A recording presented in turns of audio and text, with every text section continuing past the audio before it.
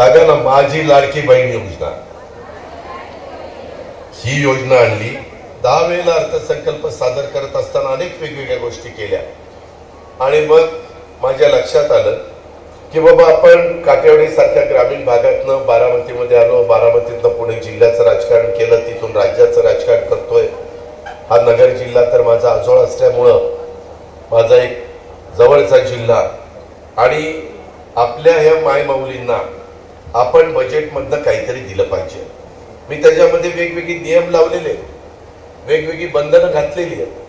मला गरिबांना द्यायचं होतं, त्याच्यामुळं ज्यांचं 2.5 लाखाच्या आतमध्ये उत्पन्न आहे अशा प्रकारची महिला, ती कुठल्याही जाती धर्माची असू, 18 पगड जाती, 12 बलुतेदार, कुठल्याही समाजाची असू, मागासवर्गीय असू, आदिवासी असू, अल्पसंख्याक असू, भटक्या समाजातली असू, सर्वसाधारण समाजातली असू, ओबीसी समाजातली असू, कोणत्याही समाजातली असू, त्या महिलेला मदत झाली पाहिजे. मात्र तिचं उत्पन्न 2.5 लाखाच्या आतमध्ये असलं पाहिजे. आणि मी बघतोय की बऱ्याचदा आम्ही समाजामध्ये वावरत असताना, तुम्ही पण सगळ्यांनी बघितलं, पुरुष मंडळींनी बघितलं, महिलांनी बघितलेलं आहे की गरीब महिलांचं दुःख हे आपण समजून घ्यायचा प्रयत्न केला तर त्या स्वतःच्या पोटाला चिमटा काढून, स्वतः वेळ पडली तर उपाशी राहून, स्वतःच्या ज्या गरजा असतात त्याच्याकडे दुर्लक्ष करतात आणि ती महिला स्वतःच्या कुटुंबाकरता, स्वतःच्या पती करता, स्वतःच्या मुलाबाळांच्या करता, घरातल्या वडीलधाऱ्यांच्या करता ती स्वतःचं सर्वस्व अर्पण करते. त्यामध्ये ही योजना आणत असताना आम्ही 1500 रुपये दर महिन्याला त्या भगिनीच्या अकाउंटला टाकणार. त्याकरता माझी महिला मायमाऊलींना सगळ्यांना हात जोडून विनंती आहे, कृपा करून ही योजनेचा फॉर्म भरत असताना तुम्हाला कुणालाही पैसे द्यायची गरज नाही. मधल्या काळात सुरुवात केली तेव्हा काही लोकांनी जरा गडबड केली, ते आमच्या कानावर आल्यानंतर त्यांना आम्ही नोकरीतनं निलंबित केलंय. वास्तविक ही योजना गरिबाच्या करता आहे, माझ्या मायमाऊलीच्या करता आहे. आणि जगामध्ये जिथं महिलांना मान सन्मान प्रतिष्ठा दिली जाते, आर्थिक बाबतीत सक्षम केले जातं, जगातले ते देश पुढे निघून गेले. आणि जिथं महिलांना दुय्यम स्थान दिलं जातं तिथं मायमाऊलींच्या बाबतीमध्ये दुय्यम स्थान दिल्यामुळं ते देश मागं पडलेले, ते पुढे आलेले नाही. आणि म्हणून ज्यावेळेस युगपुरुष छत्रपती शिवाजी महाराजांचं नाव घेतो, शाहू फुले आंबेडकरांचं नाव घेतो, राजमाता जिजाऊंचं, पुण्यश्लोक अहिल्यादेवींचं, सावित्रीबाई फुलेंचं, रमा माताचं, अशा अनेकांची आपण नावं त्या ठिकाणी घेतो. पण या सगळ्या थोर व्यक्तींनी समाजातल्या सर्वांना बरोबर घेऊन जायची शिकवण दिलेली आहे. जातीय सलोखा ठेवायचा, समाजामध्ये तेढ निर्माण होऊन द्यायची नाही.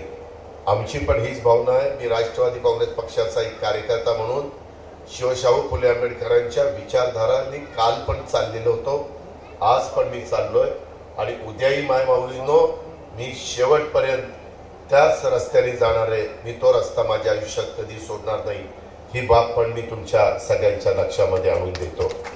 मला माझ्या मायमाऊलींना सांगायचं आहे, हे सगळं करत असताना आम्ही तुमचे अर्ज घेतो, फॉर्म भरून घेतो. ते फॉर्म भरून घेण्याच्या करता समजा अंगणवाडीमधली आमची भगिनी तुम्हाला मदत करत असेल, आम्ही प्रत्येक लाभार्थीचा फॉर्म भरून घ्यायला 50 रुपये त्या फॉर्मच्या करता सरकारच्या तिजोरीतनं त्यांना देतो. म्हणून तुम्ही 1 रुपया कुणाला देण्याचं कारण नाही. हा तुमचा अधिकार आहे, हा तुमचा हक्क आहे. तो तुमचा हक्क तुम्हाला मिळाला पाहिजे. आणि ॲपच्या संदर्भामध्ये दररोज आम्ही त्या ऑनलाईनमुळं ॲपमध्ये 5 ते 7 लाख अर्ज आता महिलांचे जमा होतात, चांद्यापासून बांद्यापर्यंत. मोठ्या संख्येने फॉर्म येत आहेत, त्याच्यामुळे काही अडचणी येत आहेत. कदाचित माझ्या समोर बसणाऱ्या महिलांना पण आले असतील, जे फॉर्म भरून घेतात त्यांनाही आले असतील. कधी ॲप म्हणावं असं चालत नाही, कधी कधी ऑनलाईन त्याच्यामध्ये जेवढं फास्ट काम व्हायला पाहिजे तसं होत नाही. अशा पद्धतीच्या काही गोष्टी आहेत, नाही असं नाही. परंतु त्या अडीअडचणी आल्या की त्या कशा सुरळीत करता येतील, कसा मार्ग काढता येईल, म्हणून आम्ही राज्य स्तरावर कमिटी केलेली आहे. आज माझे कार्यक्रम संपल्यानंतर उद्या परवा मी 2 दिवस मुंबईला आहे.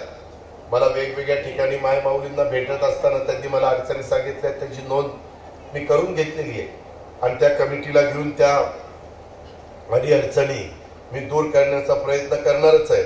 फॉर्म भरताना काही चुका झालेला, उदाहरणार्थ तुमचा नंबर तिथला चुकला तर त्यामध्ये फॉर्म भरला जात नाही आणि मग संपूर्ण फॉर्म दुरुस्त करण्याच्या करता एकदा आम्ही मुभा दिलेली आहे. एखाद्याची चूक झाल्यानंतर त्याला संधी दिली पाहिजे. माणूस आहे, भगिनी आहे, मायमाऊली आहे, चूक होती, भरणाऱ्याची चूक होती, म्हणून एक संधी दिलेली आहे. आम्ही प्रत्येक ठिकाणी एक कमिटी नेमलेली आहे. ते जिल्ह्याचे पालकमंत्री त्या ठिकाणी नेमली कमिटी जाहीर करणार. ती जिल्ह्याच्या स्तरावर असेल, तालुक्याच्या स्तरावर असेल, त्याची पडताळणी करण्याचे अधिकार त्या कमिटीला आहे. ग्राम समितीला देखील पडताळणी करण्याचा अधिकार आहे आणि त्याच्यात माझी अंगणवाडी सेविका आणि ग्रामसेवक हे सदस्य तिथं, विशेषतः अंगणवाडी सेविका या सदस्य सचिव म्हणून तिथं काम करणार आहेत. आशा सेविका, तलाठी हे देखील त्याच्यामध्ये सदस्य राहणार आहे. म्हणजे दैनंदिन जीवनामध्ये काम करत असताना त्या गावातल्या महिलेचा कुणाशी त्या ठिकाणी कामाच्या निमित्तानं संबंध येतो तर ग्रामसेवकाशी येतो, तलाठ्याशी येतो, अंगणवाडी आशा सेविकाशी येतो, अंगणवाडीच्या करता काम करणारी सेविकाशी येतो. म्हणून ह्या सगळ्यांना आम्ही त्याच्यामध्ये सामावून घेतलेला आहे. हा त्याच्या पाठीमागचा दृष्टिकोन. आम्हाला ती योजना ती तुमच्यापर्यंत पोहोचवायची, पारदर्शकपणे पोहोचवायची. तुमच्या अकाउंटला महिन्याच्या महिन्याला पैसे आले पाहिजे. माय भगिनींनो, माय माऊलींनो, ह्याच्यामध्ये तुम्हाला हे पैसे देत असताना जुलैपासून सुरू झालंय. फॉर्म भरायला ऑगस्टमध्ये देखील आम्ही परवानगी दिलेली आहे. ते छाननी केल्यानंतर लाभार्थीच्या अटीमध्ये मात्र तुम्ही बसला पाहिजे. त्यामध्ये एका कुटुंबामध्ये 2 महिलांना 21 ते 65 वयोगटातल्यांना त्या लाभ मिळणार आहे. काही घरामध्ये नवरा बायको असतात, काही असते, काही घरांच्या मध्ये एखादी भगिनी विधवा असते, परित्यक्त्या असते, काही अशा वेगवेगळ्या अडचणी असतात. तिचा पण तो अधिकार आहे आणि त्याकरता आम्ही त्या 2 महिलांना जास्तीत जास्त त्याच्यामध्ये लाभ देण्याचं एका कुटुंबामध्ये ठरवलेलं आहे. ते सगळे नियमावली तुम्हाला त्या ठिकाणी पाहायला मिळेल. ती काही अडचण नाहीये. परंतु ह्या प्रकारे काम करत असताना जुलैमध्ये जर समजा श्रीगोंदा तालुक्यातल्या काष्टीच्या महिलेचा फॉर्म आला नाही, अर्ज आला नाही, तर तो अर्ज ऑगस्टला भरला तर तिला जुलैचेही पैसे मिळणार आहेत, ऑगस्टचेही पैसे मिळणार आहेत. 2 महिन्याचे 3000 रुपये. 19 ऑगस्टला रक्षाबंधन आहे. रक्षाबंधनाच्या काळामध्ये किंवा त्याच्या जवळपास तुमच्या लाभार्थी ज्याच्यामध्ये योग्य पद्धतीने असेल तिच्या अकाउंटला पैसे जाणार. माय माऊलींनो, ही योजना आणताना मी फार विचारपूर्वक आणलेली आहे. मोठा खर्च आहे, 45,000 कोटी. एवढा पैसा ग्रामीण भागात, शहरी भागात गरीब महिलांच्या हातामध्ये जाणार आहे. याचा अर्थ तिथल्या बाजारपेठेवर त्याचा परिणाम होणार आहे. महिला त्यांच्या स्वतःच्या कामाच्या करता तो पैसा खर्च करणार आहे. दुकानदारांची दुकानदारी चालणार आहे, छोटे मोठे व्यवसाय चालणार आहेत, आर्थिक उलाढाल वाढणार आहे. ह्या सगळ्या त्याच्यातल्या गोष्टी महत्वाच्या आहेत आणि हे सगळं होत असताना मायमाऊलींनो, ह्याच्यामधून विरोधकांनी मी अर्थसंकल्प मांडला, त्याच्यावर टीका केली. मुख्यमंत्री, दोन्ही उपमुख्यमंत्री, मंत्रिमंडळातील आमचे सगळे सहकारी, एक मी चांगली योजना देतो, सगळे सत्ताधारी पक्षाचे टाळ्या वाजवत होते, प्रतिसाद मला देत होते. आज देखील माझ्या महाराष्ट्रामध्ये फिरत असताना माझ्या मायमाऊली त्याचं स्वागत करतात. त्यांना कुठंतरी आधार वाटतोय, कोणीतरी आपल्या पाठीशी आहे, एक आत्मविश्वास त्या माझ्या मायमाऊलीच्या मनामध्ये निर्माण झालेला आहे. आणि खुशाल विरोधक टीका करतात, काही ना काही ती योजना कशी अडचणीत येईल अशा प्रकारचा प्रयत्न करतात. खुशाल आमच्या मायमाऊलीने सांगतात हा चुनावी जुमला. अरे अख्ख्या महाराष्ट्राला माहिती आहे अजित पवार शब्दाचा पक्का आहे, हा अजित पवारचा वादा आहे. मी तुम्हाला सांगतो हा अजित दादाचा वादा आहे. मी वादा कधी त्या ठिकाणी अडचणीमध्ये येऊन देणार नाही, ही माझी तुम्हाला विनंती आहे. आणि त्याच्यातून आपल्याला पुढे जायचंय. यांना एक चांगला अर्थसंकल्प, चांगल्या योजना आम्ही समाजातल्या गरीब घटकाकरता दिलेल्या नेमक्या काहींना आवडल्या नाहीत, त्याच्यातनं त्यांच्या पोटात दुखायला लागलेल्या. तुम्ही मला सांगा, एवढ्या महिला इथं आहेत, काय वाईट योजना आहे? माझी लाडकी बहीण योजना उत्तम योजना आहे. आणि माझं भाषण झाल्यावर मी माझ्या महिलांना प्रश्न विचारणार आहे. तुम्हाला त्याच्यामध्ये काही मला प्रश्न विचारायचे असतील तर विचारा, मी त्याचं उत्तर देईन, माईक तुमच्यापर्यंत पोहोचेल. व्यावहारिक प्रश्न विचारा, तेच समजून घेण्याच्या करता आजचा वाढदिवसाचा दिवस असला तरी देखील हे माझ्या दृष्टीनं महत्वाचं आहे. माझ्या महिलेला, माझ्या मुलीला, माझ्या मातेला मान मिळाला पाहिजे, त्या गरीब माझ्या भगिनीला मान मिळाला पाहिजे. आणि अशा पद्धतीनं आपण ही योजना आणली. एवढ्यावरच आम्ही थांबलेलो नाहीये. याच्यामध्ये आम्ही पुढे जाऊन वेगवेगळ्या पद्धतीनं समाजात कुणी कुणाच्या पोटी जन्माला यावं आणि कुणी कुणाला त्या ठिकाणी गरीब पोटी यावं, श्रीमंत आपल्या हातात नाहीये. समाजातल्या बऱ्याचशा गरीब वर्गामध्ये मुलीला शिकवत असताना कॉलेजच्या शिक्षणाला फी भरता येत नाही. आई वडील प्रयत्न करतात, कुठं कर्ज काढतात, वडील पण परेशान होतात. त्यांना वाटतं की माझी मुलगी पण शिकावी. मुलीला वाटतं मला डॉक्टर व्हावं, इंजिनियर व्हावं, CA व्हावं, IPS ऑफिसर व्हावं, कलेक्टर व्हावं, विभागीय आयुक्त व्हावं, प्रांत व्हावं, मामलेदार व्हावं, पोलीस खात्यामध्ये जावं, पायलट व्हावं, खूप काही वाटतं. पण नेमकं तेवढे फी भरण्याची त्या कुटुंबाची तयारी नसते. आम्ही इतके दिवस ह्या गरीब ज्यांचं 8 लाखाच्या आत उत्पन्न आहे, 8 लाखाच्या आत वर्षाला, म्हणजे त्याच्यात मध्यमवर्गीय पण घेतलाय. माझी लाडकी बहीणला उत्पन्न 2.5 लाखाचं, पण मुलींना शिक्षण देण्याच्या करता उत्पन्न 8 लाखाचं, म्हणजे 65,000 रुपये महिना उत्पन्न ज्यांचं आहे. इथपर्यंतच्या महिला मी त्याच्यामध्ये मुली घेतलेल्या आहेत. त्यांनी त्यांच्या मुलीला कुठं शिक्षण द्यायचं असेल तर इतके दिवस 50% रक्कम राज्य सरकार तुमची भरत होतं. आता आम्ही त्याच्यात बदल केलेला आहे. 50% रक्कम भरून राहिलेले 50% भरायचे देखील त्या आई वडिलांची ऐपत राहत नाही.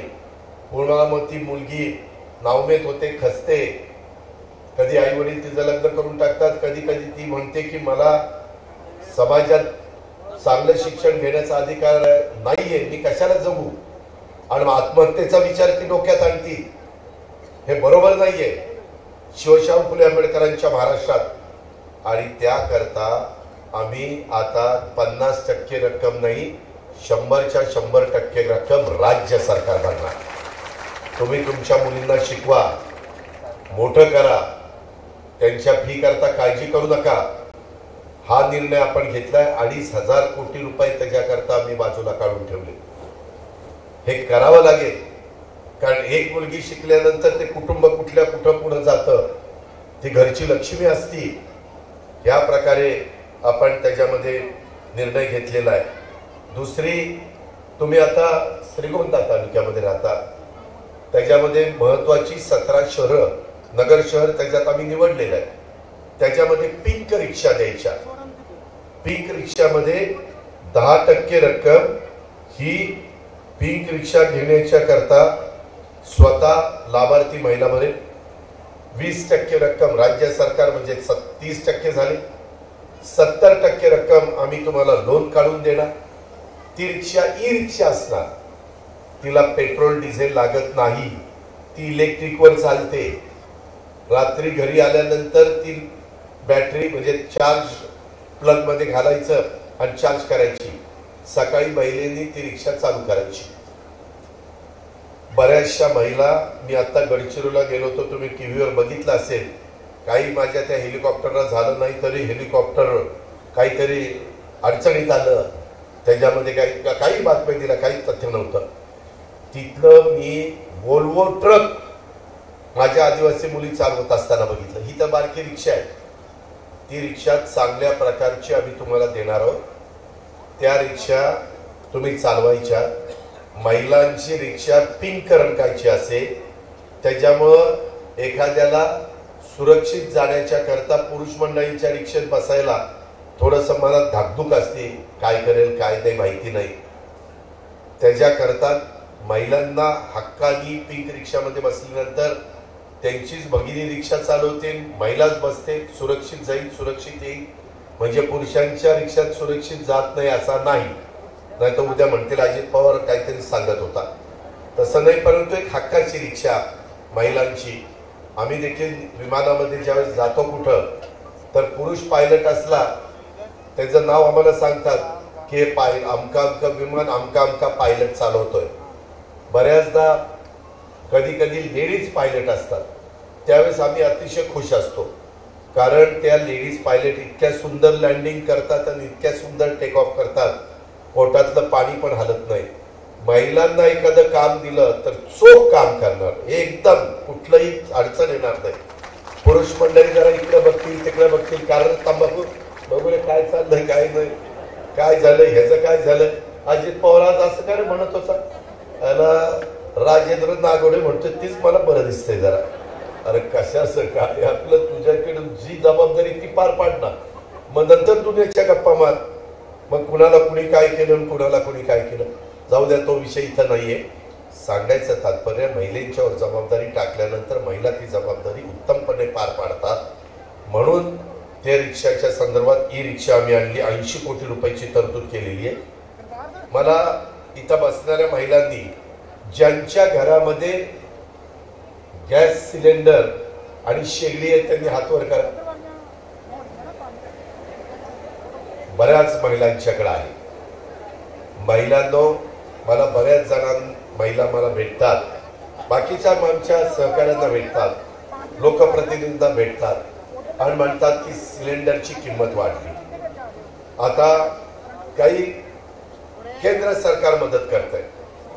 आम्हाला असं वाटलं की आपण पण काही जबाबदारी उचलावी. आम्ही गरीब महिलांच्या करता साधारण वर्षाला 3 सिलेंडर हे तुम्हाला मोफत सरकार देणार आहे. आम्ही ते 3 गॅस सिलेंडरचे पैसे तुमच्या अकाउंटला टाकणार. तुम्ही त्याचा सिलेंडर तुमचा संपला की आणायचा. बाकीचं आता तुम्हाला 6 लागतात वर्षाला, 12 लागतात का काय लागतात ते मला माहित नाही, पण आम्ही मात्र सरकार 3 गॅस सिलेंडरची जबाबदारी उचललेली आहे. आणि उज्ज्वलामध्ये 52,16,000 लाभार्थी आहेत आणि 1 कोटी लाभार्थी नव्याने सरकार निवडणार आहे. अशा पद्धतीनं तिथं मला 3,000 कोटीची तरतूद करावी लागली. पण माझ्या भगिनीला गॅस सिलेंडरची किंमत वाढली म्हणून कुठंतरी चुलीच्या समोर बसायला लागू नये, धुराचा त्रास होऊ नये, काहीतरी रॉकेलचं कुठं शेगडी पेटवायला लागू नये, ही त्याच्या पाठीमागची पर्यावरणाचा पण आपल्याला समतोल साधायचा आणि तुम्हालाही त्रास नाही झाला पाहिजे, तुमच्याही डोळ्यात पाणी धुरामुळे येता कामा नये, अशा प्रकारे ही योजना आम्ही आणलेली आहे. म्हणजे ह्या वेगवेगळ्या योजना आहेत. आता विरोधक काय म्हणतात, अरे अजित पवारने अर्थसंकल्प आणला महायुतीने आणि महिलांच्याकडेच त्यांचं लक्ष, मुलींच्याकडेच आहे, मातांकडेच आहे. भावाचं काय, भावाचं काय. अरे भावांना पण आम्ही मदत केलेली आहे. बरेच वर्ष माझ्या मनामध्ये होतं, कारण माझ्या पण शेतामध्ये इलेक्ट्रिक मोटारी आहेत. आठवड्यातले 3-4 दिवस दिवसा वीज, 3-4 दिवस रात्री वीज. त्याच्यामुळे मला शेतकऱ्याला रात्री अपरात्री विंचू काट्याचं अलीकडे बिबटे झाले, त्याच्यातनं शेतामध्ये जाऊन पाणी भरायला त्रास होतो. त्याकरता आम्ही सौर ऊर्जा हे पंप यंदाच्या वर्षी महाराष्ट्रातल्या शेतकऱ्याला 8.5 लाख पंप आम्ही देणार आहे सरकारतर्फे. शेतकऱ्याला त्रास नाही. आणि आता तुमचे इलेक्ट्रिक पंप आहे त्याच्या विजेचं बिल भरायचं नाही, काळजी करू नका. आता बिल भरायचं नाही, नाहीतर बिल नाही भरलं की ते येऊन कनेक्शन तोडायचा, वायरमन तोडल्यावर नंतर आमचा शेतकरी आकडा टाकायचा आणि वीज घ्यायचा. कारण शेवटी शेताला पाणी दिलं पाहिजे. मग केसेस व्हायच्या, वेगवेगळ्या अडचणी यायच्या. आता तुम्हाला मोफत वीज, हे भावांच्या करता चांगली योजना आहे की नाही? 14,000 कोटी रुपयाची जबाबदारी ही सरकारने स्वीकारलेली आहे आणि टप्प्याटप्प्याने हे आम्ही सोलरवर घेऊन जाणार आहे. आता 9,500 मेगावॉट एवढे सोलरच्या करता साधारण आम्हाला 36,000 एकर जागा पाहिजे होती. वेगवेगळ्या भागामध्ये सरकारी जागा आम्ही निवडलेल्या आहेत. बारामतीची काही लोक मला समोर दिसत आहेत. माझ्या शिरसुपळमध्ये मागं मी 50 मेगावॉटचा प्लांट तिथं सोलरचा टाकलेला सरकारी, असं वेगवेगळ्या भागामध्ये टाकता येतं. बॅरल लँड म्हणजे जिरायत भागात ती टाकायची, बागायती भागात नाही. त्याच्यामध्ये झाडं वर सावली नसली पाहिजे आणि सूर्य उगवला की तुमचं सोलर पॅनल चार्ज व्हायला सुरुवात होणार, त्याच्यातनं वीज तयार होणार, तुमचा पंप चालू. संध्याकाळी सूर्यास्त झाला की तुमचा पंप बंद, कारभाऱ्यांनी घरी जायचं, मुलाबाळांच्या त्या ठिकाणी जेवायचं, गप्पा मारायच्या, कुणाचं काय सुखदुःखामध्ये सहभागी व्हायचं. आता तुम्हाला रात्री अपरात्री कुटुंबाला सोडून पाणी धरायला जावं लागणार नाही. ही योजना आम्ही तुमच्याकरता आणली. आता नवीन नवीन प्रयोग होतात. मध्ये तुम्ही बघितलं ते ब्लेड फिरायचे, पवनचक्की, विंडमिल, त्याच्यावर वीज तयार व्हायची. पाण्यावरनं कोयनेला वीज तयार होती, त्याच्यातून थर्मल मधनं वीज तयार होती. कोजन तुमचा आपल्या साखर कारखान्याचा बघायचा असतो. राजेंद्रजी इथं मेगावॅट आहे का? किती 26 मेगावॅट. आपल्या शिवाजीराव दादा नागवडे सहकारी साखर कारखान्यामध्ये ती वीज त्याच्या आधी कधी होती का? आता नवीन संशोधन झालंय.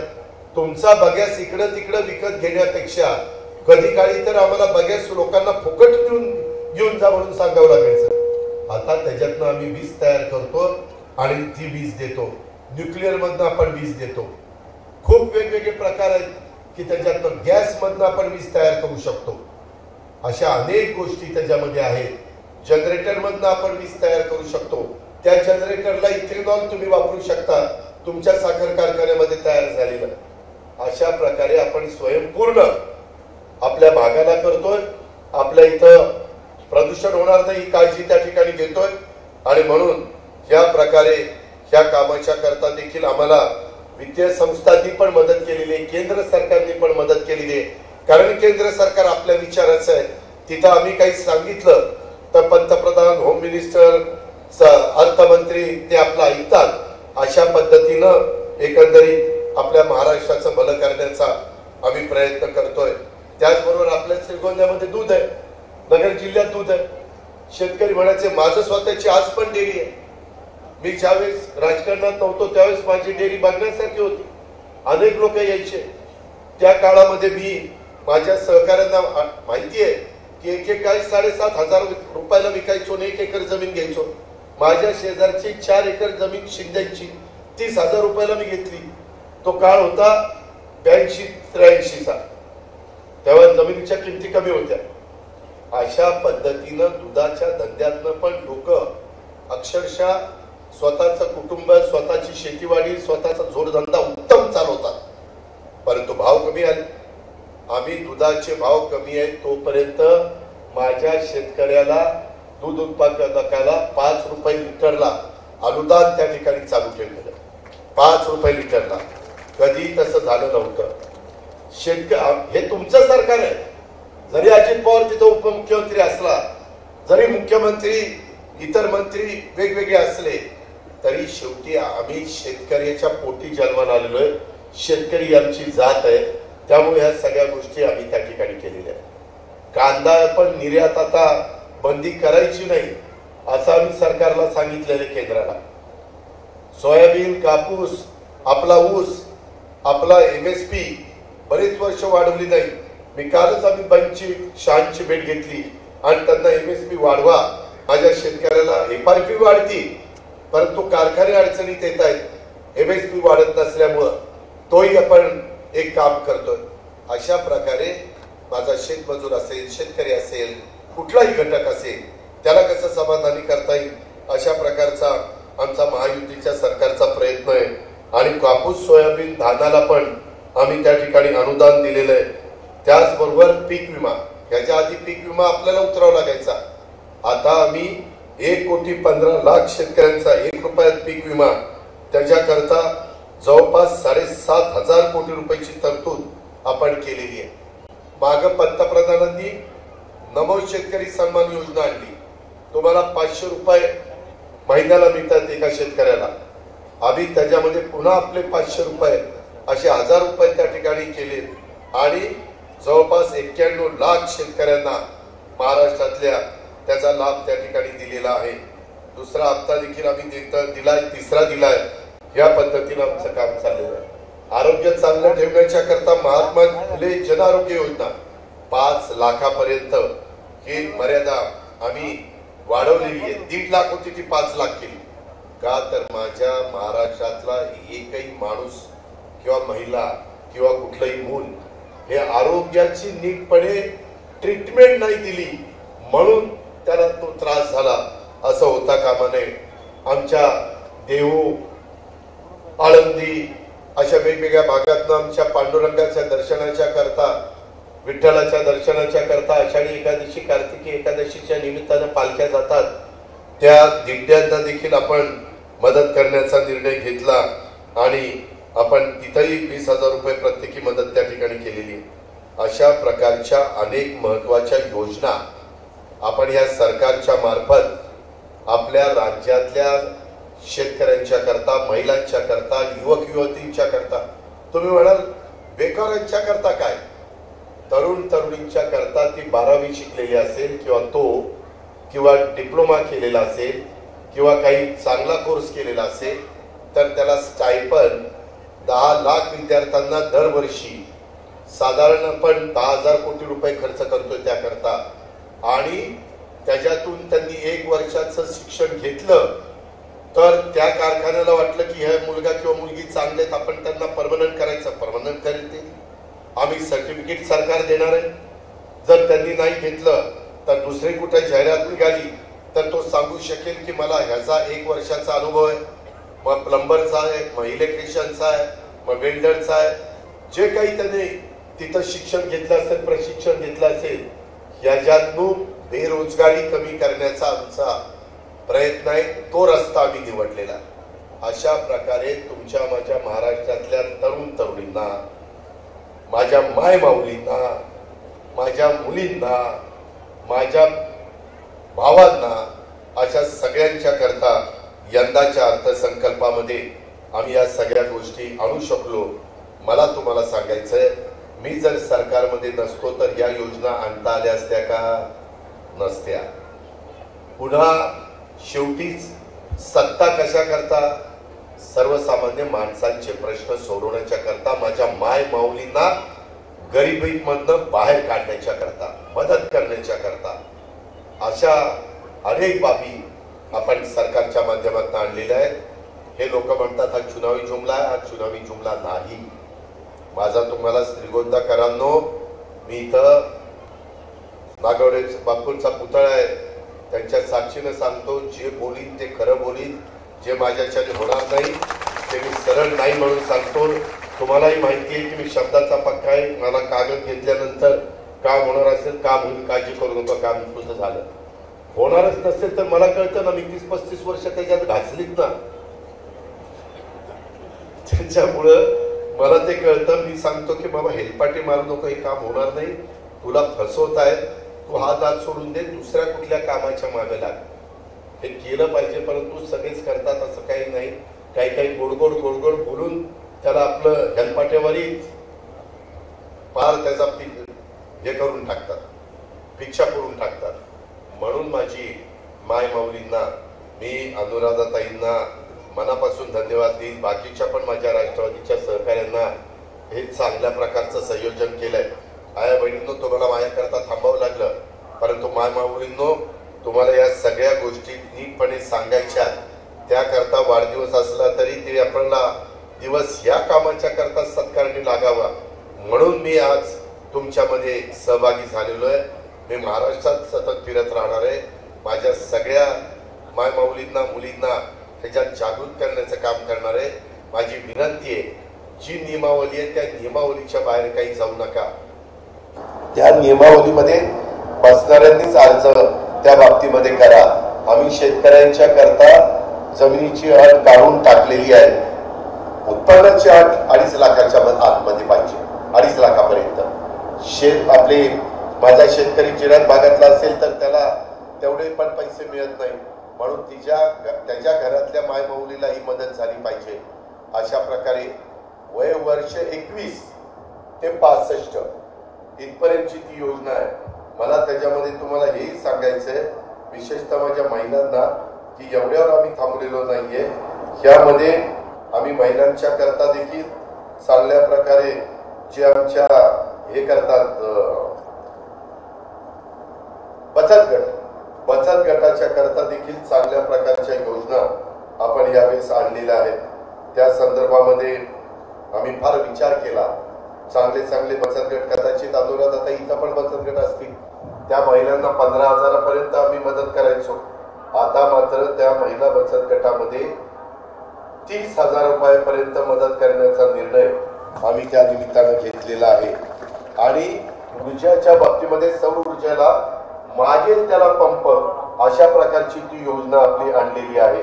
या सगळ्या गोष्टीच्या संदर्भामध्ये मला तुम्हाला एक गोष्ट सांगायची, की तुम्ही कुठल्याही परिस्थितीमध्ये खोट्या नाटा प्रचार करण्याचा कोणी प्रयत्न केला तर त्याला कृपा करून बळी पडू नका. अतिशय चांगल्या तुम्हाला मदत करणाऱ्या अशा प्रकारच्या त्या योजना आहेत. त्याचा पुरेपूर फायदा माझ्या गरीब महिलांनी, माझ्या मातांनी, माझ्या मुलींनी उचलला पाहिजे.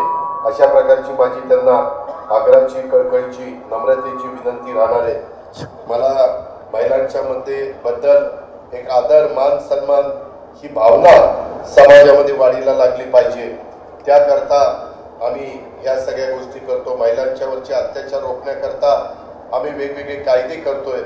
परंतु जोपर्यंत आपण आपल्या घरात, कुटुंबात, समाजात मुलगा मुलगी हा भेद थांबवणार नाही, स्त्रियांबद्दल आदर, मान, सन्मान ही भावना निर्माण करणार नाही, तोपर्यंत आपल्याला अपेक्षित यश मिळणार नाही. म्हणून या सगळ्या महत्वाच्या योजना आणलेल्या आहेत. त्यांना आत्मनिर्भर करणे ही आपली जबाबदारी आहे, ते आमचं कर्तव्य आहे.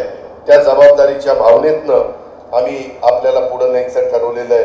आणि म्हणून माझ्या मायमाऊलींनी या सगळ्या गोष्टीचा बारकाईनं विचार केला पाहिजे. माझ्या जवळपास आपल्या इथं बचत गटांना फिरत्या निधीच्या रकमेत 15,000 वरून 30,000 रुपये वाढ केलेली आहे आणि 1,076 कोटी रुपयाची वाढीव तरतूद आपण केली. दुसरी एक आमची शुभमंगल सामूहिक नोंदणीकृत विवाह योजना होती. त्याच्यात लाभार्थी मुलींना जे लग्न करतील त्यांना 10,000 रुपये आम्ही द्यायचो. आता आम्ही तिला 25,000 रुपये देणार आहे सरकारकडनं.